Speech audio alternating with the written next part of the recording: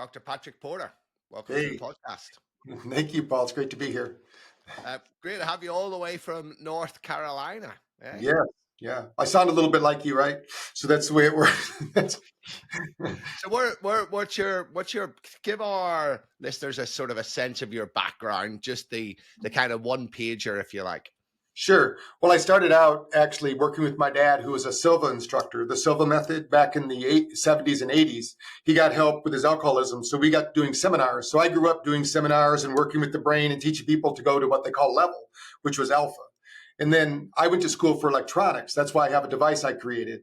But when I went to school for electronics, then I kept working with my dad. And then I got a job with a company called Light and Sound Research. And we invented the very first portable light and sound machine. Back in '89, it got the best new gadget of the year at the Consumer Electronics Show.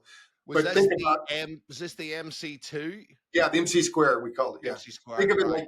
like, so what we're showing is, basically wanted to show people it basically makes you smarter. Like the Mozart effect. When you listen to Baroque classical music, your brain just works better. The hemispheres synchronize, the energy in the brain increases, and you just are smarter. So I wasn't the one who invented it all. I was one of 6 people, but I'm the one who carried on. I'm the last one alive, I should say. So everybody else is gone, and I keep carrying the torch. And I do believe my first book is called Awaken the Genius. I've written 10 books, and now 11 that's coming out. But the first book was called Awaken the Genius because I believe everybody is imbued with genius, but they're thinking about it wrong. So listeners, just understand this. In Roman mythology, they had a word. They said every one of us has a genie. And if we tap into that genie to use our talents and skills, we're called genius. I think people aren't tapping into their talents and skills. So most people think of genius as somebody who's smart at math or science. The reality is everybody has their own genius. And I believe we have to show up and really let our brain and body work together to create our genius experience. So genius comes from genie from Roman mythology. I did Yes. not know that. That's pretty cool. So let's talk, let's give our listeners, let's just assume that they're completely uninitiated in this area, right?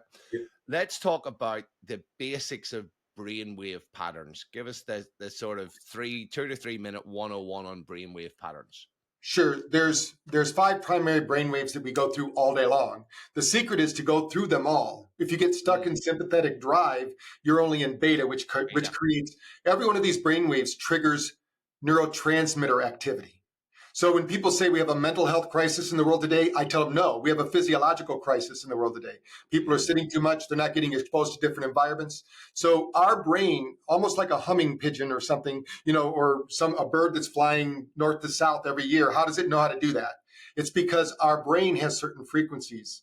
Nature has a frequency. If we are by a body of water, it's 10 hertz frequency. Our brain has an evoked potential for 10 hertz. Anything from 0.5 to 88, our brain will follow. They call it frequency following response. This is the science.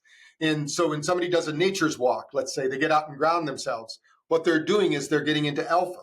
This is a very powerful brainwave state because it unlocks the nervous system from the stress that we're experiencing. And we have a propensity to look for things that get us out of stress. It can get us in trouble too, because we might look for a dopamine hit, in an addiction that doesn't give us what our brain needs. What we found is that also we can give stimulus like theta. If we go to a mountaintop and we're sitting in a mountaintop, that mountaintop experience happens because our brain creates GABA during theta. Now, GABA is a precursor to DMT. So all these people doing psychedelics, we've done so many studies on psychedelics that we show that it's not the psychedelic that's doing it. It's the brain's reaction to the psychedelic. So we can give stimulus like light, sound, and vibration, and the body can make that same experience happen. What, DMT? Yes. You have DMT in every cell. So basically, think of your brain. We have an energy equation for health, for your brain especially. When we were born, we both had a brain at 18.1 volts. It could learn things, languages. It could learn how to walk. We take something that knows nothing, and 2 years later, it's walking around like a little adult, And now, as we age, that brain voltage goes down.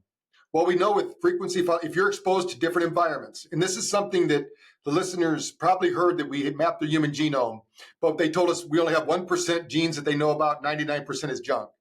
Well, in 2018, they actually discovered technology that told us that 99% is not junk. It's not junk, yeah. No, every 40 seconds, that DNA changes. And that DNA that's in your body, Paul, in my body, if I took the DNA of yours and stuck it to the floor, it would stretch to Pluto.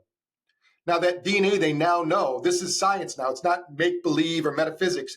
It's actually absorbing codes from your environment and beaming those codes out into your body. And that's where your body, let's say you look at life as a pessimist, then your body's going to downregulate because of fear. But if you're an optimist, it's going to upregulate and help you face the challenge. So that's why mindset, everybody talks about mindset. It's really because it's changing your epigenetic expression.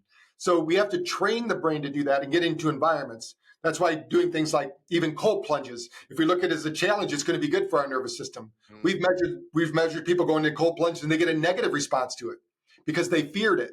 Yeah. They weren't looking at it as, so that's really important. So when we think about brain frequencies, we have to go, sleep is most important. We can talk about that later because that's where we incubate our superpowers. But the sleep cycle is going through these different brainwave patterns. Yeah. But if we get stuck in any of them, we don't make the neurotransmitters we need. And then the next day, and usually lasts about 4 hours, most people, they run out of neurotransmitters. And they're basically borrowing against tomorrow because they haven't done the work first thing in the morning. They go out and they have a cup of coffee first thing in the morning. That's the number one worst thing you can do for brain function because it kills your cortisol trough. When we wake, you should have a good night's sleep. Now, you can have coffee 2 hours after awakening, but if you have it right at the time you awaken, the brain is inherently lazy. It says, wow, you're going to dump a chemical into my system. You're going to stimulate dopamine, cortisol, and norepinephrine. I don't need to make that anymore. And so if you take caffeine first thing in the morning, it's also going to compete with cortisol for docking on the adenosine receptor, right? And yes, that's what I'm talking about. Yes. Yeah.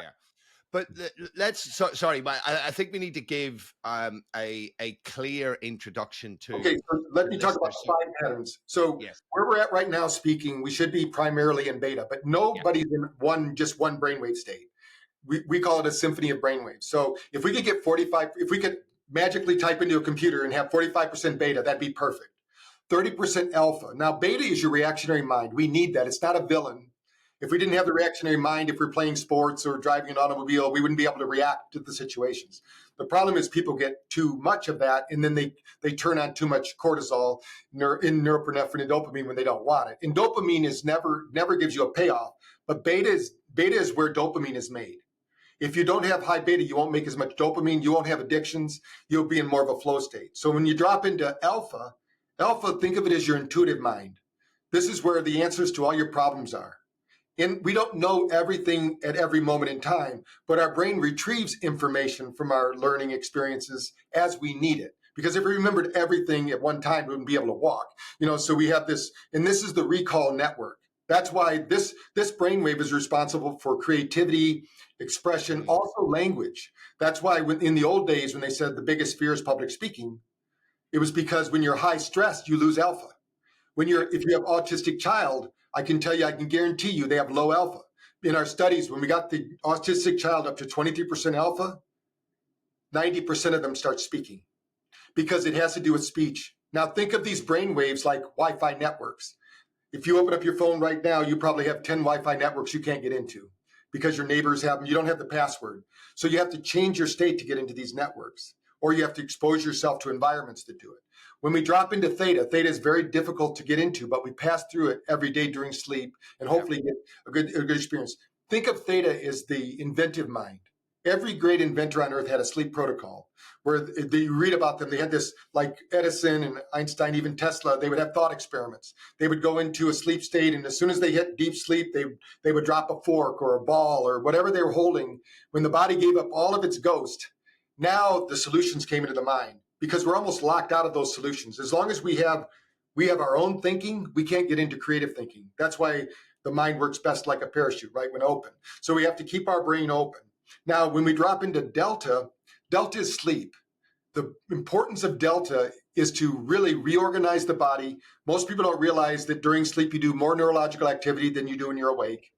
You also are organizing your day, and sleep is something that we need to learn to do better. We can get into that a little bit more later. But delta, you don't learn in delta. That's what amazes me. There's people out there that are trying to teach people how to go to delta and learn. Delta, you're not there anymore.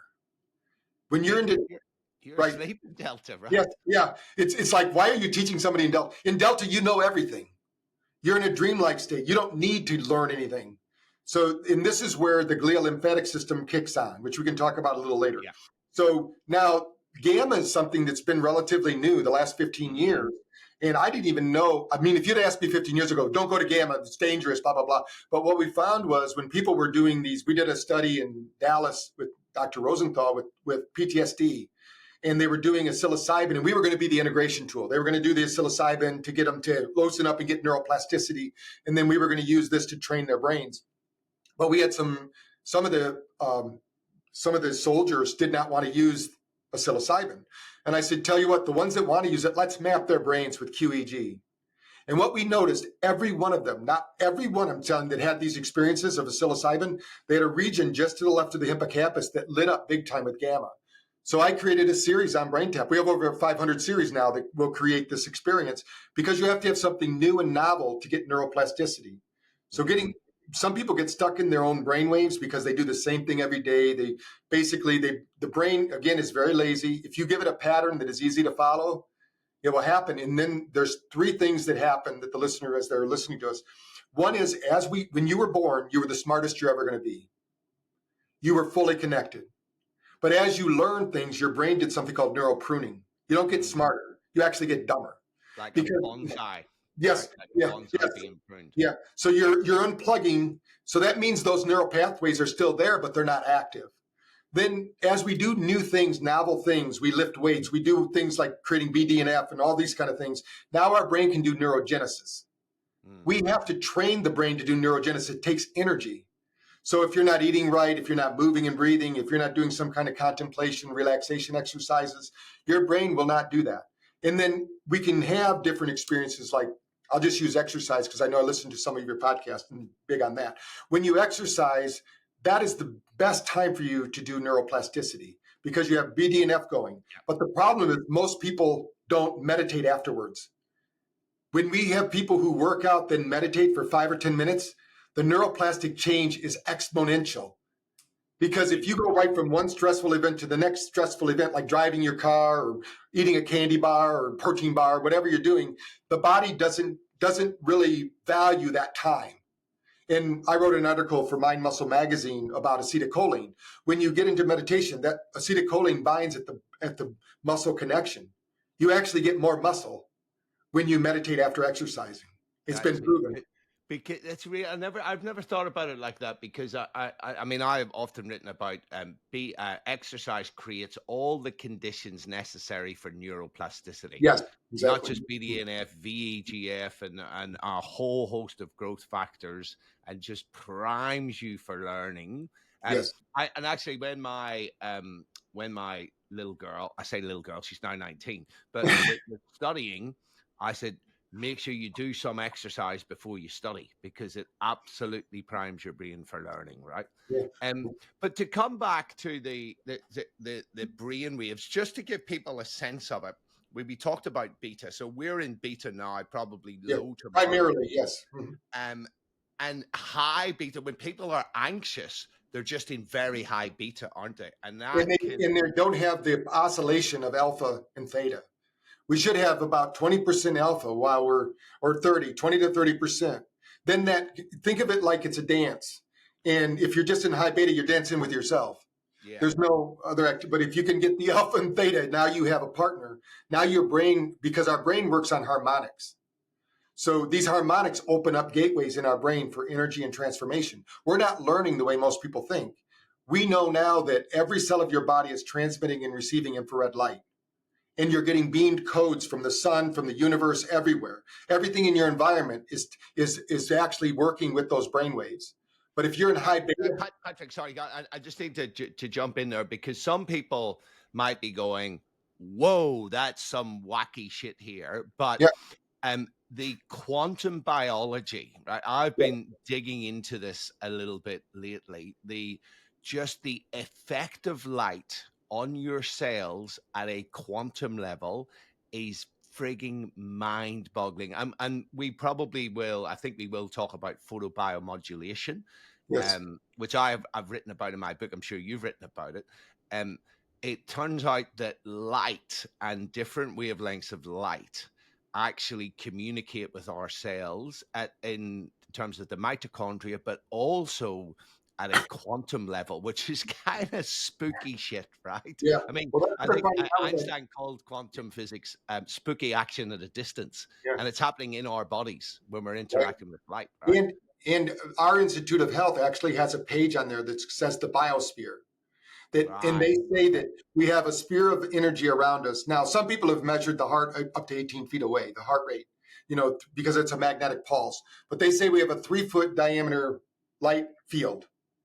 And when you meet somebody in person, you're not just meeting them on a physical level. You're meeting them on a light level because you're transmitting and receiving light all the time. What we're transmitting as Yes, well? we're transmitting and receiving light all the time. Every cell. Now, when we include like photobiomodulation, the reason that they have tuned light like 650 nanometer light to 810 nanometer light or Yeah. 850, what they know is that speeds up something called ATP production. Yes. So if you think of Mitochondria. currency for the body, like in business, they say money takes care of a lot of problems.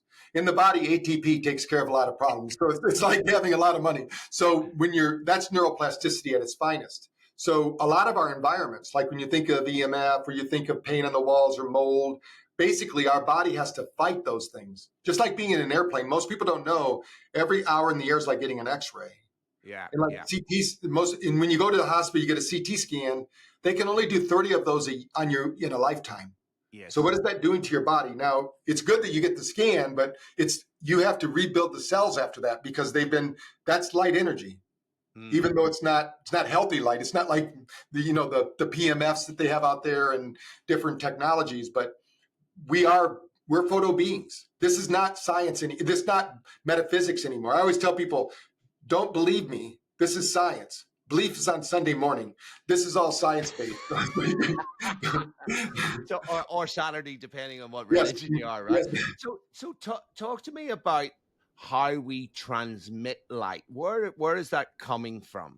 Your mitochondria, its whole job, and we can measure this now. Your mitochondria, and by the way, your eyes absorb more light than any other region of the body, and you have more mitochondria in the eyes by square centimeter than anywhere. Of course, the brain has most, but so think of your eyes like that's where you're breathing in, because that's where we see the danger, or we're perceiving the world. So if that's why morning sunlight is so good and evening sunlight is so good, it resets even the gut biome.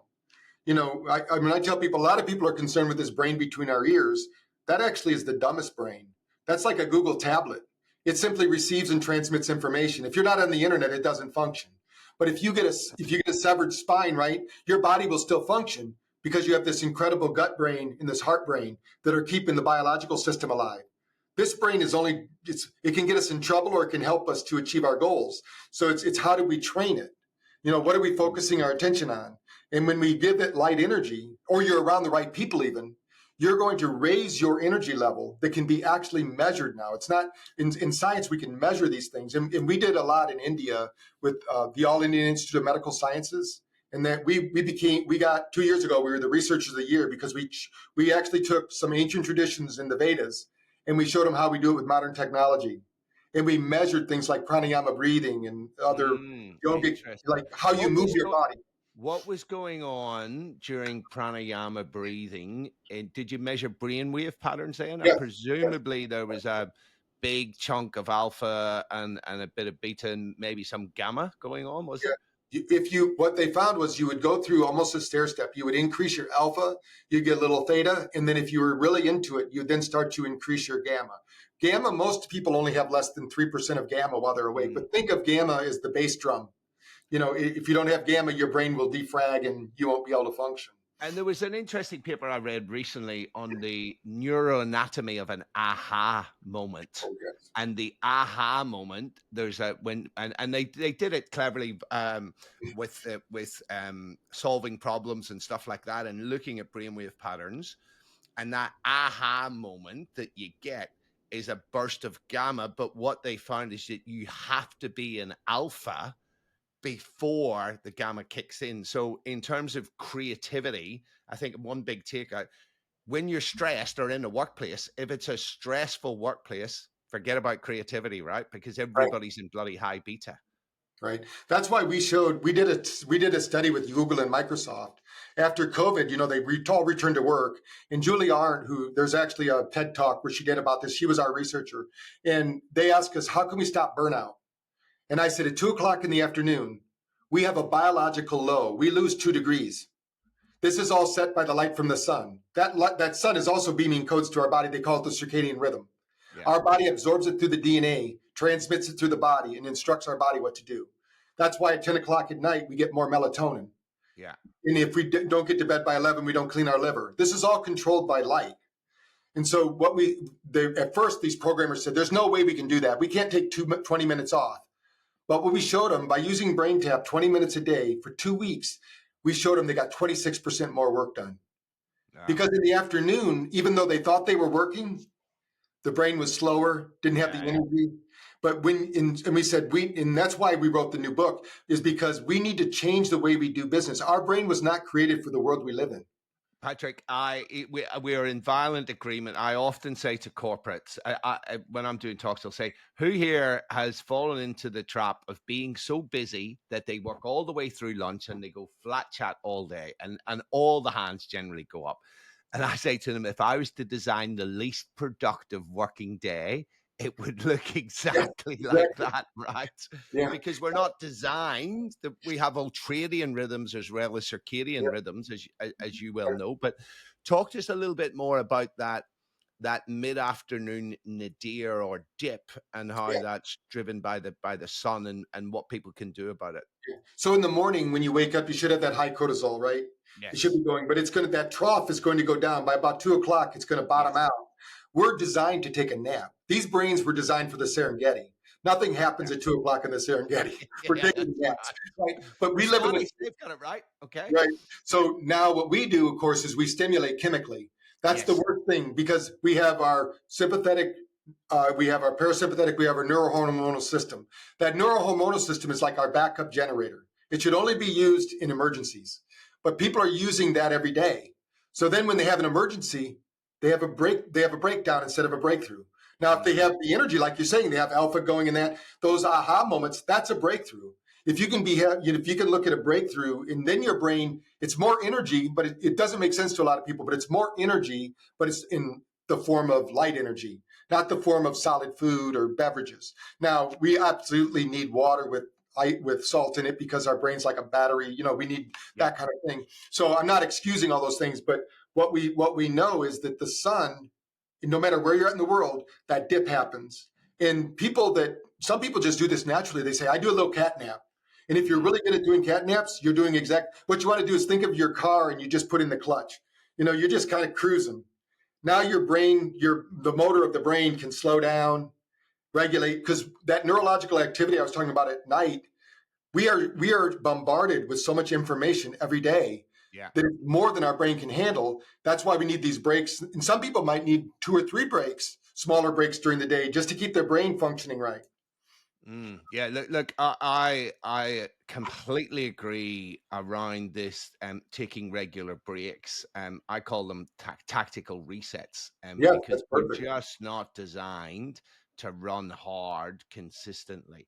So let's talk now about how light and sound affect the brain and affect brainwave patterns, particularly. And this will be a nice segue into the stuff that you have developed with BrainTap. Sure. But give us the kind of overview. First of all, maybe let's talk about sound, and obviously I think we'll get into binaural beats. So with sound, what we do, think of every cell has a little chromophore, right? The little battery. Every cell does. And it's absorbing light energy, sound energy, and vibration. It's part of our emergency network. It tells us when we're in an area because the sense of smell is the most powerful. It's the first cranial nerve developed it when you're in when you're being born, when you're being developed. So these senses are all happening without our awareness. It's the other than conscious mind doing it, not your conscious mind. So what we know is we can present, and the best way I can explain it is, let's say you go to a party, you didn't want to go to it, but you get there and they start playing all your favorite music. What's going to happen? That sound, you're going to start tapping your foot, you're going to start dancing, and your friend's going to go, I didn't think you wanted to come here. Well, they're playing all my favorite music. But that tuned into the cells in the memory, the positive memories, and the cells started to fill up with ATP again. The science is called actually frequency following response. Our body responds to it. So when you think about we respond to the frequencies in that's happening, by the way, the DNA, they now say every 40 seconds. So every pair, so everybody listening, you are a different person here. You're not only 50 million cells per second are changing, but every DNA pair is changed every 40 seconds to adapt to the information you're receiving, the food you consume, the room you're in. This is all being done mostly by vibration. So sound is really important. So binaural beats, when you think about binaural beats have been around a long time. Think of the ancient times, they used singing bowls. And they would find somebody that wasn't, maybe they're a little crazy in the tribe, and they said, what's going on? Well, somebody figured out, let's put one bowl on this side of the head, one bowl on that side of the head, and then the person became well. And then, of course, that went on to in the 800s. People found out, hey, we can present a sound, we can use tuning forks, we can use technology and just do it through recordings, and just do it. We don't have to be there present. But what happens is, let's say I present a 200 hertz frequency in one ear and a 220 hertz frequency in the other. The brain is not going to hear 200 or 220. It's going to hear 20 hertz frequency because the brain hears a phantom sound. And the most bizarre part about this, Paul, is we're doing this all the time. That's why for people who've never heard themselves recorded, and then when they hear themselves recorded, they go, that doesn't sound like me. But if you listen to it for a while, then it does become sounding like you. But you're not used to hearing it that way because you're used to hearing it in a binaural environment. Yeah. And so now not everybody has perfect hearing. So in the sound place, there's a lot of ways to use sound and frequency, but there's also something, and this is what Jose Silva did in my dad's training when I grew up doing these seminars with my dad, and he would play this sound in the back of the room called the Silva sound. Now, we didn't know what that was in the 70s. Nobody talked about it, but what it was an isochronic tone. So when you think about isochronic tone, every cell of your body right now is singing. So what's an isochronic tone?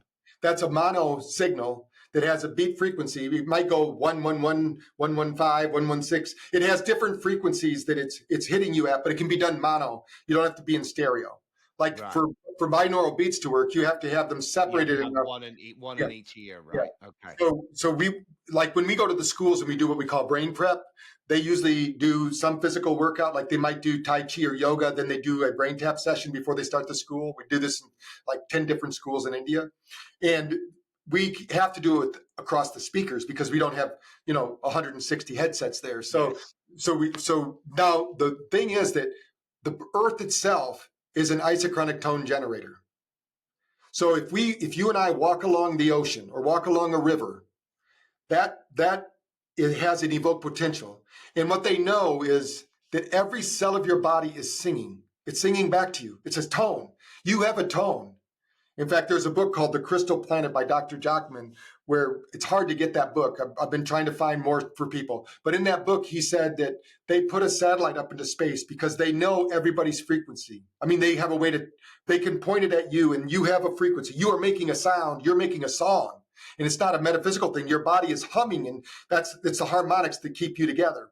And they pointed it back at Earth. And the scary part was, and this was in the 70s. Is this frequency generated? Are we talking about atoms and generation, or is it cells, or is it the atoms within the cells that are giving us a particular vibrational frequency? Because all atoms vibrate, right? Yes, all atoms vibrate, but they also make a tone. They have an evoked potential, they call it. Right. So like when we walk by water, we know that bodies of water, like the ocean or a river, moving water more than anything else, it has a 10 hertz evoked potential. Now, that's why in ancient times when we were hunting and gathering, we'd go by a river, maybe we'd stop, get a drink. We were exposed to alpha. We'd go into the mountains. The mountains have 7.8 hertz frequency. They call it the Schumann frequency. So this is the frequency of theta. So when we walk through a forest bay, they call it, when we're walking through the forest, that's actually 10 hertz frequency. So they're mostly all about this theta and alpha. Now, when we get... And is this why, Patrick, sorry to jump in, but is this why spending time in nature, so forest bathing, you mentioned, the Japanese have done a lot of studies on this, that there's just crazy stuff that happens, and inflammation drops down, changes your brainwave patterns. It has effects at a cellular level when we're actually in forests. Yes. or around nature. And is this why it's due to the frequencies then interacting with brain patterns? Yes. And also, if you can go another step further and do it barefoot or do it with some grounding Yeah. shoes, I clin tell you over. what, when I first read about grounding, I thought this is woo-woo horseshit. And then I started digging into it. It is not woo-woo horseshit. There's a Yeah. heap of randomized clinical control trials showing that putting your feet or your body in contact with the surfaces of the earth actually changes your physiology. Yeah. You obviously Even know a here, fair where bit. Can you tell our listeners why that is? yeah. Well, you're a transducer. So you conduct electricity. So if Yes. you're not grounded, like you're wearing rubber shoes, you're not touching the earth. And what I tell people is get a voltometer. Like go to a home goods store, ask them that you want to measure your body, put the right and the left on here. You're going to find that you probably have 3 volts of energy coursing through your body. Now, take your shoes off, go outside with that same voltometer, you'll have 0. You should be 0 point. So I tell people it's like you have your body has all this raging information. It's like static Yeah, electricity that gets discharged when you contact yeah. with the earth. That's So my kind of basic understanding yeah. of it. So like me right here while I'm speaking, I have a grounding mat under my keyboard. All I have to do is every once in a while touch that grounding mat in this computer information.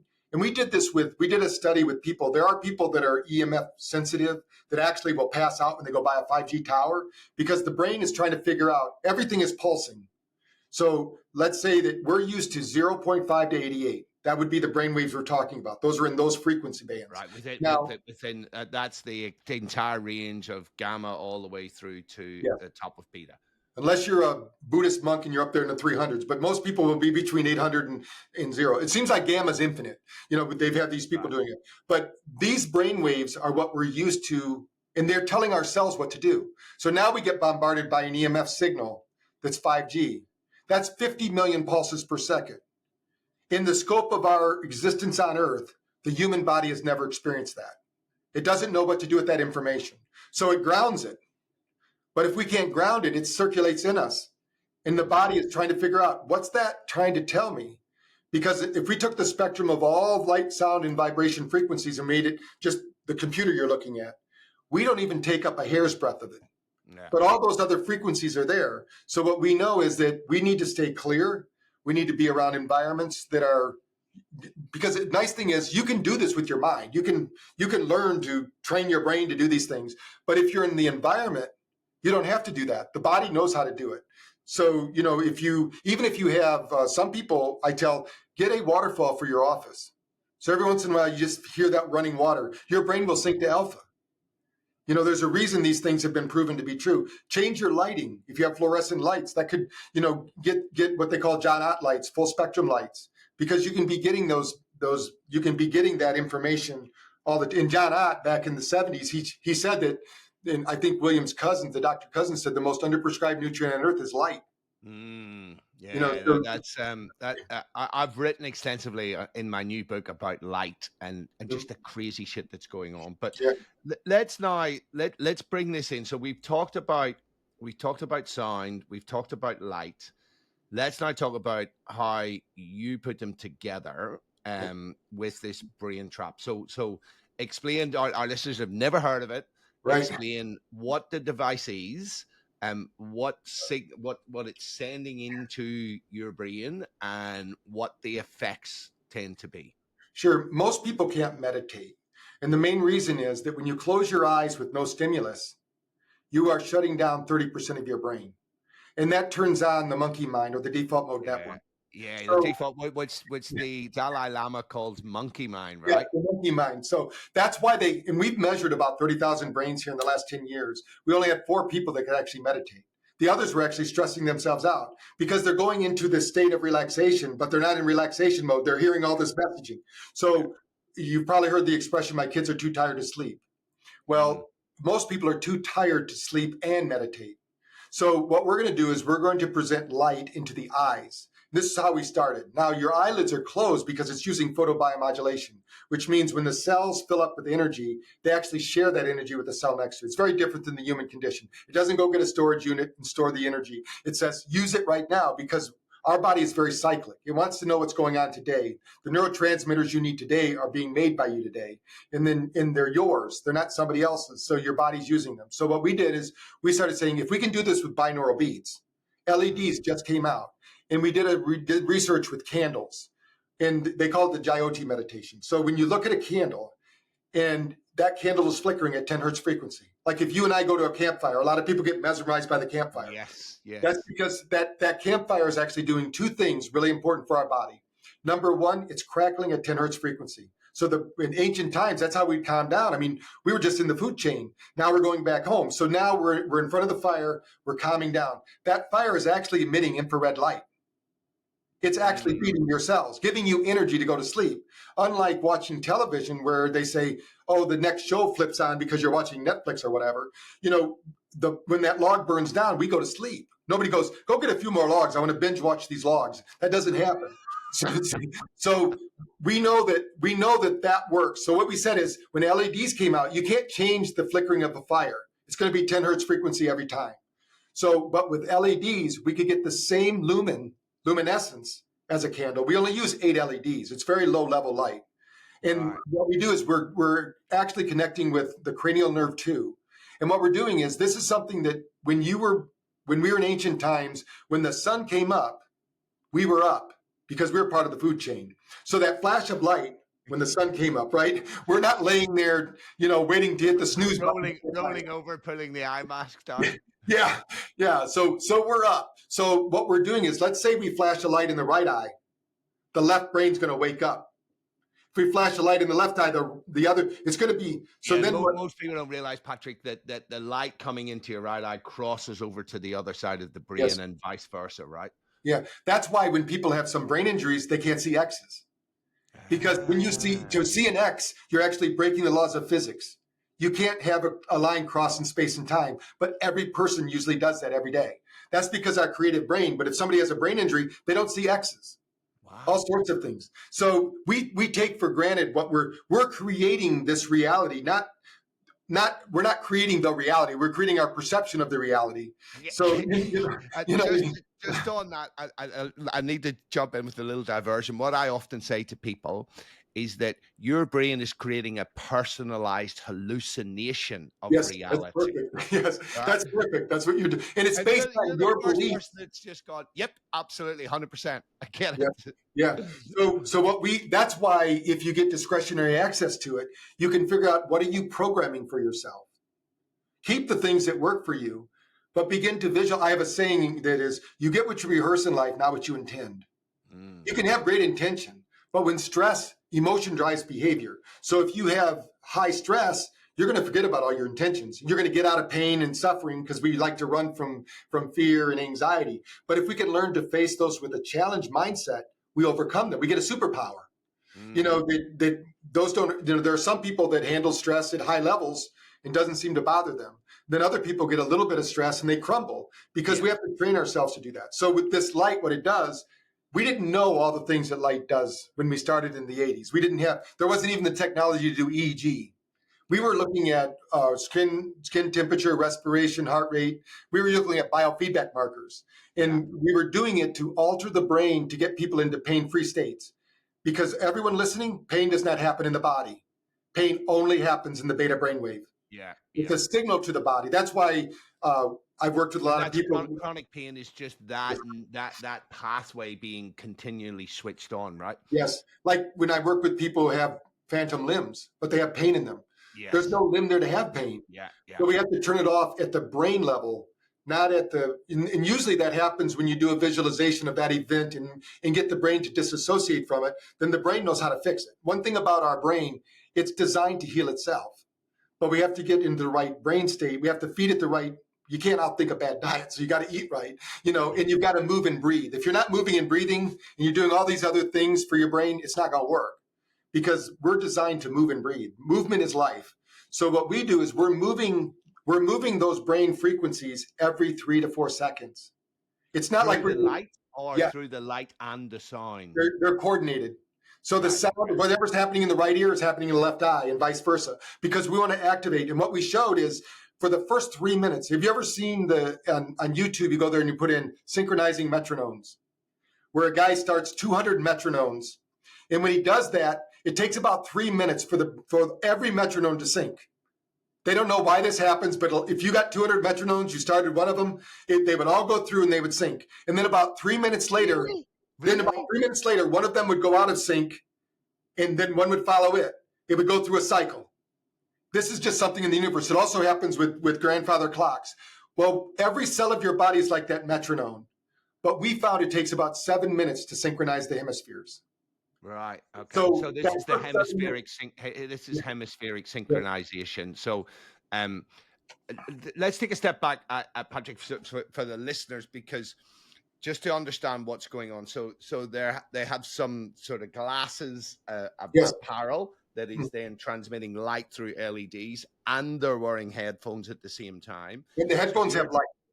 The headphones have light to go through the ears. Now that's interesting with full modulation, because that goes directly into the brain, right? Into the brain, right? As well, right? Yeah, and if we do some things with the nose, but we found people didn't like to use the device to get up the nose. It was just, but the ears, all the blood in your body goes through the ears every 3 to 5 minutes.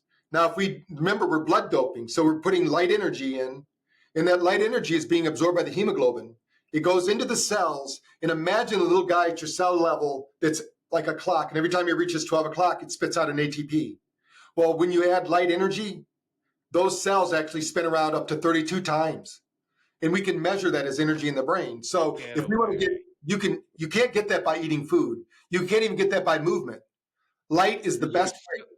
Sorry, let me get my head around this. You're saying that transmitting light into the ears, that light gets into the hemoglobin in the red blood cells, and then it goes around. And it circulates, and the way the body works, it's always looking for that cell that's about to die, that apoptosis to happen. Yes.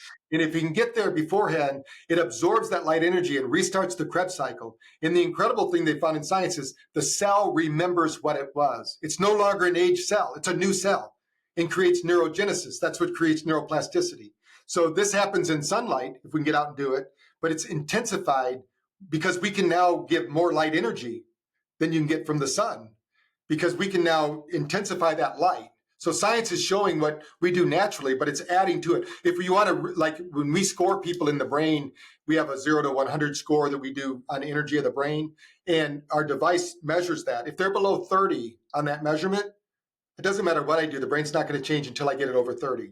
So we actually have a light helmet that they wear. We have a light bed that has 18,000 LEDs. We have light pads they might wear. We need to get more light into the system. And what's the wavelength of the light that's going in? Well, we use 470 nanometer and 650 nanometer light, and then but the helmet we use 650 being red. Blue is 470. Right. Blue is 470. And what we're doing is we try to get the mix of sunrise and sunset. So we're trying to get that mix. But if you our new units at some point, we're going to be adding more infrared, because our light cap that we use. We're going to have a strap for the BrainTap where it gives you infrared light, because in order to get through the skull, the 10 nanometer. That's so better. Just for our listeners to understand that the length of the wavelength of the light determines how far it's going to penetrate. So red light, very, very good for the skin. If you've got teenagers with acne, red light devices can do wonders for acne. Red light is used for burns. It's used for wound healing, all of that stuff. Whereas near infrared light, because it's got a longer wavelength, penetrates through the skin, can even penetrate through the bone, activates the mitochondria, cytochrome C oxidase, which, as you said earlier, generates ATP in your mitochondria in your cells. And people might be thinking, what the fuck are these two talking about? This is real. This is real. And we're now seeing with using near infrared light in the brain, improvements in symptoms in Alzheimer's disease and Parkinson's disease, and because of the stimulation of the mitochondria just through light that we can't see. Right? It's crazy, isn't it? We have a big study going on right now at Seminole College in Florida that's based on a book that's called Saving Your Brain, where we did a pilot study. Everybody in the study was off the dementia series within 6 weeks. And then now when you add in exercise and diet, it's even faster. So what we're doing is now Seminole College is doing it with 100 people. We've had over 80 people go through the protocol, and it's very easy to do. You just do BrainTap 3 times a day, and it increases your brain voltage. And every day it gets a little bit better because every 72 hours, the nervous system is going to try to reset. But if you can interrupt that pattern, give it more energy, then it doesn't ever go back to the old pattern. And it's like riding a bike. Once you get up to speed, it's not going to fall over. We need to get the brain up to speed. In this case, it's energy. So what we're showing is now most people, their brain is toxic because of the foods they're eating and they're sedentary and they think they're supposed to get old and die. But I've never heard an ancient culture that said, I keep all the wisdom of the tribe with the youngsters. They keep it with the elders, right? So the elders have it. So we must be doing something wrong with our lifestyle, right? Because the elders held the tribal knowledge. Now, unfortunately, our tribal knowledge we stick them in the old people's homes. Yeah, it's terrible. Yeah. So Patrick, getting back to BrainTap. So to use BrainTap, I'm going to lie down. I'm going to put your device on, which has got ear muffs and it's got eyeglasses of some sort. It's transmitting light and sound in there. Is there any music going on? Yes, we have music. We also have visualization because we know that language actually changes 3,200 gene expressions. When Bruce Lipton wrote his book, Biology of Belief, he changed the way people think about that. So we can do it without the headset. We have 100,000 users that don't use the headset. Right. So but you're actually, essentially what you're doing is you're priming the brain to then be more open to meditation, and you're doing guided meditations. I had the only experience I've had with something like this, I think it's 30 years old or something like that. It's called the Gateway Experience, yes, which uses binaural beats and guided meditations, and it's actually really cool. But you're then taking that sort of thing to another level by adding light into it, correct? Yeah, when you think about Gateway, that was Silva. That was a spinoff of Silva. So that was what my dad taught. So somebody got a better idea, and they just basically used more sounds than Silva did. Silva only had one sound. So, they're still around. A lot of people do Silva, millions of people, but it's really old technology, but it's good. I mean, if you haven't done anything, it's better than nothing, Yes. So, and it's all about exposing you to different environments to keep your neuroplasticity up, to keep the energy in the brain up. If the brain again will shut down without use. It's just not gonna. That's why sedentary people, if you're mass at motion, tend to stay at motion, right? So we need to keep the body moving. Like I'm standing up. I usually stand up at least 90% of the time when I'm at work because I used to sit too much. Being a psychologist, you're sitting on your butt talking to people. Sitting is the worst thing that you can do for your brain and the cells of your body. Prolonged sitting, that is, right? Not short stuff. But let's get back to BrainTap then. So is everything a program, a guided meditation with the light and the sound? No, we have just do it independently without meditation. Right. We have over 1,000 sessions that are just music only. Like for instance, when I did the gamma training, we use solfeggio frequencies with that because we also use vibration through the ears to trigger the vagus nerve. So that light is pulsing with Nogier frequencies. And then there's an overlay of solfeggio frequencies. We also have Rife frequencies. So all these frequencies married, and what we've done is it's a algorithm that I created that the brain will follow. So there's music only. Like when you get to the point, most people can't do that right now. Their own thoughts would shock them. They say the way we talk to ourselves, most people, you'd never talk to anybody like that. Yes. But so we've got to change that internal dialogue. I always tell people, your best thinking brought you here. We need to upgrade your best thinking. So that means listen to when you contemplate on positive information and positive words, you actually change your brain. And that's why like people who are religious to get into reading the Bible or any other spiritual text, it changes us because our body wants to mirror that. It wants to mirror that expression. So, but we have, if you put into our headset, you go, I want to do alpha because I want to do some alpha training, you'll get returned back to you hundreds of sessions just on alpha. And they're different lengths of time. So let's say you have 10 minutes or 15 minutes. We have gamma sessions. We have every brainwave, whatever you want to train, SMR. There's 6 primary brainwaves we train to. And the way it works is you start with number 1 and you move through the 10 series. Right. It's kind of like the gateway experience. So those 10... right. Okay. So you actually run through a series. Okay, yes. Cool. Interesting. And then presumably there's like some of those alpha things will be for people who struggle with sleep. Yes, Well, go into bed, stick the BrainTap on for 10 minutes or whatever, and that's going to put you, because it is physiologically impossible to sleep if you're in beta. It's right. as simple as that, We have right? Delta training for that. The sooner we can get somebody to Delta, then they Oh, start you to take open up. them, you take them out of beta through alpha, through theta into delta. And what's so important about sleep that most people don't know is just falling asleep as fast as possible is not good for the brain. Right, because You you got to need go to, through them. You got to yeah, go you through need to them. unwind the brain like a motor, and so that's why you want to go through the different brain waves. Then you get to delta, and then you're going to cycle back through. Every time you hit delta, you're going to have that deep sleep score, but you're also going to open up the glial lymphatic system. This is Yeah. what cleans the brain. And then as you go back up, you're going to build those neurotransmitters. You're going to go back down. We need at least 1 hour of deep sleep and 2 hours of REM sleep to really maximize your sleep. And it's not about time in bed. A lot of people think about that. Actually, all the studies that talk about longevity, 6.5 hours is the average. But you have to sleep efficiently. Yeah. Our, when, yeah, go ahead. Let's talk about the lymphatic system in the brain. So a lot of people will not even be aware of this, and that a lot of people are aware that our lymphatic system Yes, cleans out the toxins, but yes. the brain doesn't have a lymphatic system. And they discovered, I don't know, in the last couple of Yeah. decades, the 2015, lymphatic. imagine in 2015, before 2015, every physiological book, every book on the planet, the lymphatic system stopped at the neck. Yeah, And I then know. during a sleep study, a doctor realized there was something going on in the brain. Now, we learn in physiology that anywhere there's a blood vessel, there's a lymph vessel. But for some reason, they left out the brain because it's protected. But Yes. when we think of level 4 sleep is you're working for the Ford Motor Company and you want to clean the line. You're not going to have everybody working on the line. So some Yes. people have experienced this state they call it sleep paralysis. If you ever woke up at night and had sleep paralysis, you actually woke up during level 4 sleep.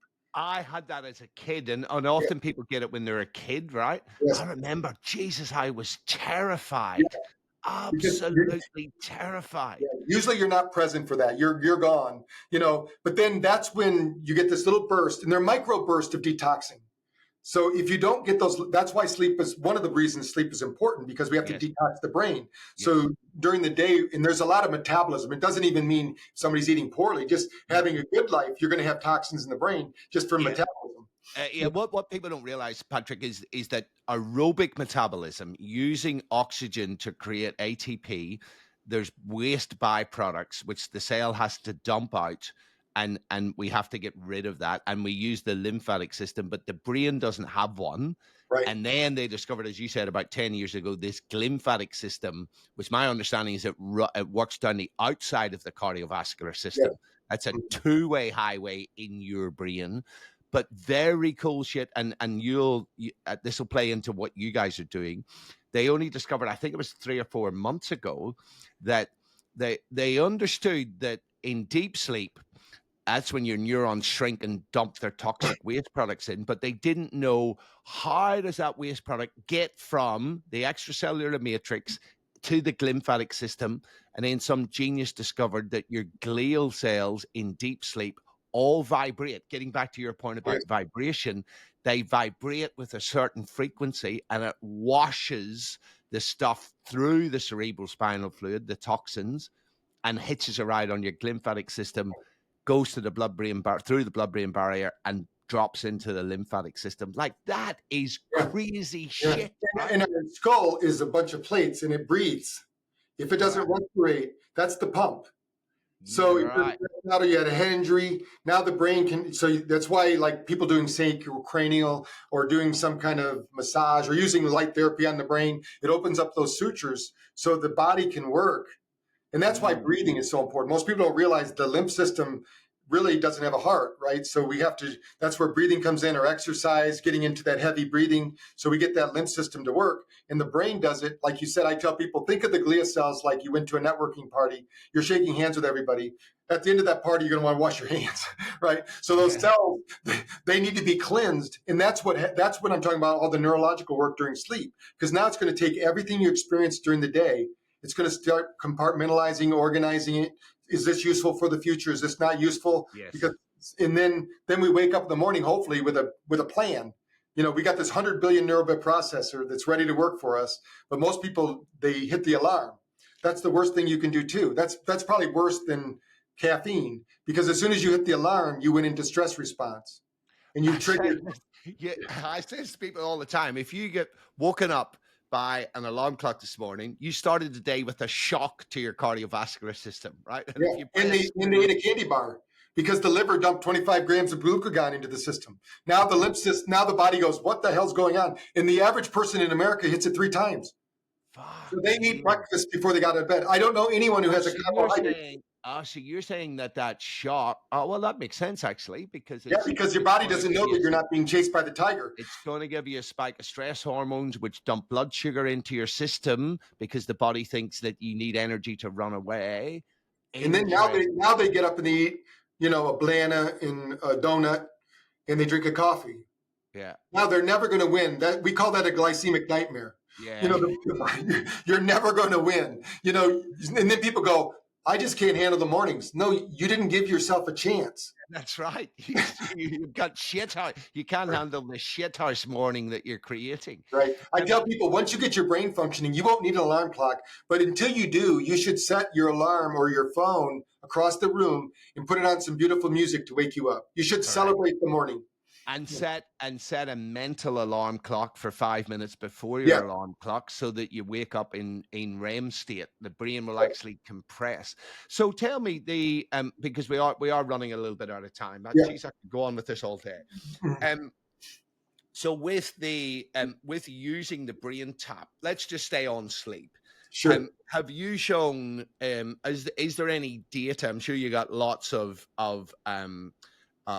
people giving you feedback, but is there any data? We did a research, improving sleep outcomes. Yeah, we did a project with Australian coal miners, Western Australia, Burnaby, Australia, and what we did was we and this was one of the graduate students. I'm the dean of brain-based medicine at Quantum University, so it's quantum physics and what we talk about for medicine. But one of our students was he was working for the coal mine. He's a PhD, but he was going for a natural medicine degree. And he said, what can I do? I said, let's do a test with coal miners, because they go to work in the dark. They work in the dark, they leave in the dark. There's no circadian rhythm. We found the average coal miner, before we started the study, we did a 2-week washout study. They were in bed for 10 hours a night. The average coal miner got 1 minute of deep sleep and no REM. So they didn't sleep. They were in bed for 10 hours. So don't think of time in bed as sleep. So we taught them, half of them got to use the headset and half of them only used the app. The group that used the headset, within 3 weeks on the sleep cartography watch, they were over 70% sleep scores, which was beating most people in the world. 3 weeks before that, they weren't getting any sleep, but we were training their brain. Now, how did they do that? We had them do the morning session, because the morning session is just as important as the evening session. Think if you want to take a boat across the lake and you're 10 degrees off when you leave, you're going to be 30 degrees off at the end. So you got to get your brain right. That's SMR training. Now, you can do that through breathing too. So I don't want the listeners to think they have to get BrainTap, but if you can do like psychological breathing, that's where you breathe in deeply and let it out with a sigh. Yes. And then they did the afternoon session. They let us set up our equipment right inside the coal mine. So the people in the studies, when they took their break, they got a brain break, a 20-minute reset. Cool. So now, if you can't do that, then you're going to do the box breathing. That's probably the one to do. So that's going to reset your nervous system too. I always say resonant frequency breathing, some sort of slow control breathing, right? Yeah. And then at night, we had them go home and listen to just the app, because we didn't have the headsets for everybody. So when they went home, they did that right before they went to sleep. Within 6 weeks, every one of them in the study was getting above 80% sleep scores. And they didn't do anything else. Now, if we'd have changed their diet, it would have been better. If they got them exercising, it would have been better. But of course, when you're doing a study, you just show. Now, we published that paper. Okay. And so almost all of our studies, when we have 30 published papers, we have 12 other published papers that don't have to do with BrainTap. They just have to do with using our NeuroCheck to measure things. But every one of the studies, the biggest thing they show is sleep improves. Right. Interesting. And what other, because we are running out of time here, Patrick, but what other use cases are there for BrainTap other than sleep, relaxation? Well, learning is the big one. Like at Seminole College, that's where we started with them, with their golf team, with sports. In America, almost every sports team uses BrainTap. Wow. Actually in New Zealand, I worked with the team for netball. It was the first time they ever beat the Australians. I worked with them, and I didn't know what netball was. It was a crazy game they're telling me about.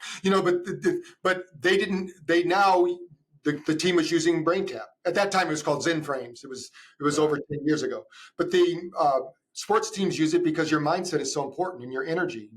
We showed them that the reason that professional sports, the home team has an advantage is when you're in an airplane for an hour, it's like getting an X-ray.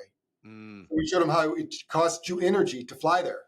Now, some of these guys don't even know how to eat.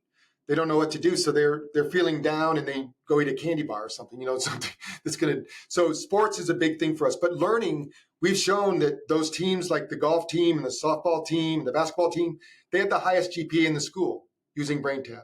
So we have a school-wide program going now, and we have probably 12 universities using it in school. Like Duke University has something called Healthy Duke, which we created for their students to help them overcome the anxiety at college and things like that.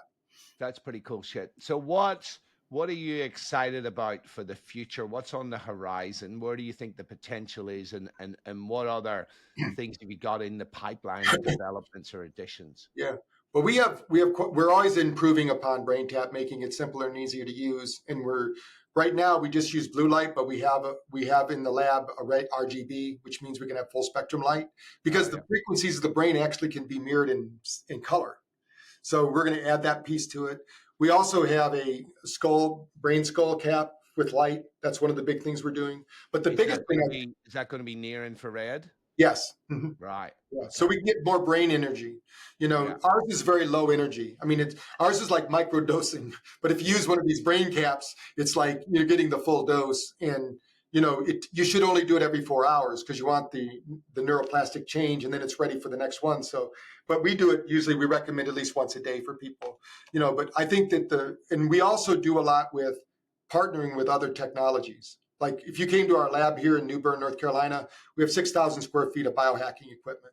And we show how when you integrate the brain with it, all that technology works better. Have you done anything with heart rate variability? Oh, yes, that's the NeuroCheck. We have heart rate variability on steroids. What we did is, because we partnered with the person who has the patent on heart rate variability in Russia, that's our partner, we're coming out with an app that it would look like this little thing here, something like this. Yeah. We created our own little pad like this, and now we have one professional use. It's $4,000, but we're coming out with one of these. It's only going to be $300. We can measure 9 parameters of the nervous system in 5 minutes. And then where is that placed? Is that placed somewhere on the chest? You just hold your thumbs on it. What we're doing, most people, they like Aura Ring and these kind of things, they're only 60% accurate. We've tested them in the lab against like the Shiva machine and all sorts of big technologies. Ours is 90%. Our big unit that we have for clinical use is 100%. We've matched it with everything out there. But you're getting it from the heart rate. In between that RR function, your body's telling you, sending codes to all the different parts of your body. And the Russians, I didn't invent it. All I did was create some graphics that made it nice. So when somebody sees the graphics, they can see pre and post activities. Like if you want to know if something's helping you, somebody tells me they have a piece of equipment that's helping them. I said, well, we can measure that. Like PMF, for instance, it's not immediate. It's like working out. After a workout, your heart rate variability goes down, but 4 hours later, it's maximized, right? So we can tell people, you're not going to get like BrainTap's right away. You get improvement. But most of these biohacks, your body's got to re-regulate because of the stress, which is good stress. Stress is hormetic stress, right? Yeah, cool. Patrick, this has been awesome. Where do people go to find out about the books that you've written, and if they want to get a BrainTap device? Presumably you have distribution into Australia, or hopefully. We're distributed into all over the world. We're in 106 countries. They can go to braintap.com. And they can see this. There's a 14-day free trial. So even before they buy the equipment, they can download the app. Most people, 90% people report back they have better sleep in 3 nights. Wow. So that's one way to test it on yourself. And then, of course, you can buy the headset there. It's available. If they want to follow me, just go to Dr. Patrick Porter. I'm on all social media channels. I have a lot of videos about it. And for books, just go to Amazon or wherever you buy books from. This is the new book that I have. It's called Brain Fitness Blueprint. It's coming out on October 21st. If they go to brainfitnessblueprint.com and buy it from there, like from Amazon or wherever, then they can get access to $1,000 free. I also have a university called the Integrative Wellbeing Institute, where we teach doctors how to integrate not just BrainTap, but all different technologies. And there's a course there that I'm going to give them for free that's will help them to dive deeper into brain fitness and learn more about it. Very cool. Awesome. Patrick, this has been a tour de force around vibration and frequencies and light and all of that stuff. So thank you very much. And hopefully, I think probably listeners will probably have to play this 2 or 3 times to get their head around it, because there's a lot of stuff in this. But very cool stuff, mate. And keep doing what you're doing, as I'm sure you will. Yeah, thank you. Now.